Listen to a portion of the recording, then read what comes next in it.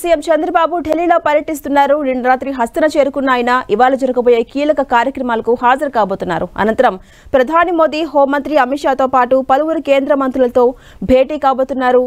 ఇవాళ ఢిల్లీలో జరిగే మాజీ ప్రధానమంత్రి అటల్ బిహారీ వాజ్పేయి శత జయంతి ఉత్సవాలలో పాల్గొనబోతున్నారు సీఎం చంద్రబాబు.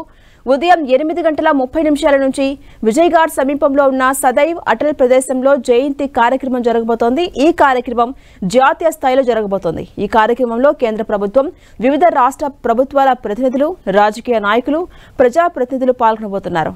ఈ కార్యక్రమం అనంతరం బీజేపీ జాతీయ అధ్యక్షుడు జేపీ నడ్డా నివాసంలో ఎన్డీఏ నేతల సమావేశం ఉంటుంది. ఈ సమావేశానికి సీఎం చంద్రబాబు కూడా హాజరు కాబోతున్నారు. దేశంలో ప్రస్తుత రాజకీయ పరిస్థితులు, పార్లమెంటు సమావేశాల సందర్భంగా చోటు చేసుకున్న ఘటనలు, ఇతర కార్యాచరణపై నేతలు చర్చించబోతున్నారు.